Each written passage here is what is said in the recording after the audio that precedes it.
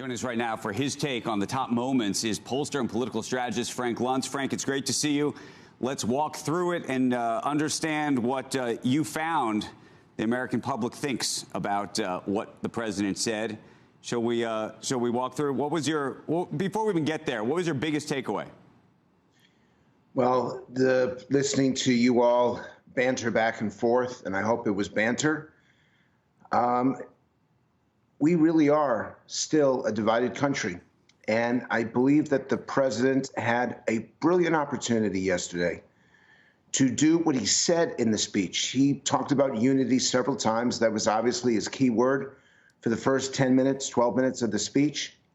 And then the rest of it offered a Democratic list of Democratic agenda items, with one exception.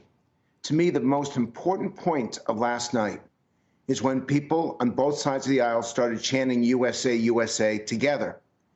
It was rare. It was spontaneous. It was clearly emotional, and everyone was on their feet. And the president stepped on the line. He actually cut it off. He should have stepped back, just literally stepped back, and let the chamber take over.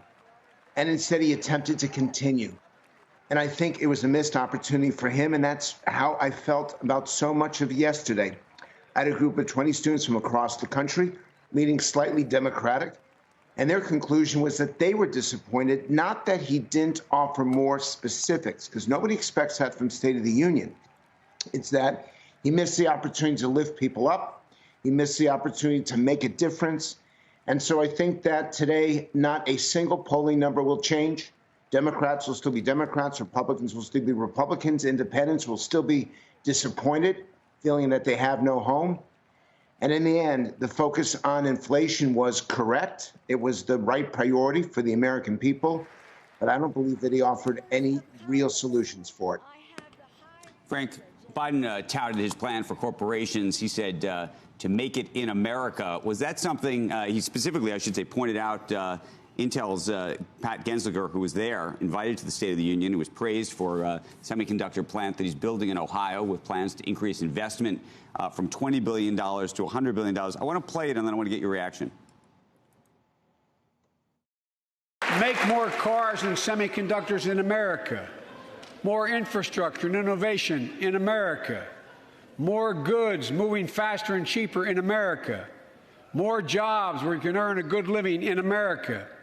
Instead of relying on foreign supply chains, let's make it in America. Frank, what do you think? Is that a winning argument?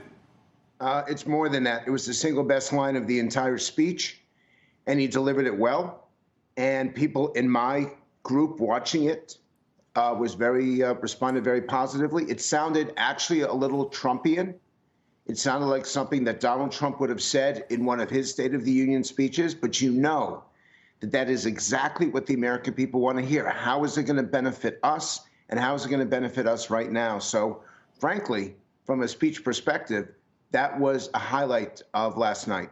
I want to just go back to the issue of inflation, because we were debating it earlier. Is there something you think he could have said or should have said? Well, he empathized. He said, I get it. I hear you. And that's at least a start. From saying that it was transitory to making it a key part of his speech. That's essential. He also talked about wages, which the public is very concerned about. The idea that they're making more money today, but they're spending even more on the two things that matter most to the American people, the food and the fuel. But in the end, I don't think that he gave comfort to those who are struggling. I don't think he gave them a path other than saying, I recognize that there's a problem. And Andrew, what is most important here is that I didn't see any policy, any discussion other than that USA focus, which is smart. I didn't see anything that's going to change the political landscape one iota. And that's what a State of the Union is supposed to do. It's supposed to give you that energy to move forward on policies that you support. He gave the litany of policies, but I see no likelihood that Joe Manchin will have changed his vote, that Kristen Sinema will have changed her vote in the Senate. So we are going to be exactly where we are today after the speech as we were before the speech, and that is not good news for the Biden administration.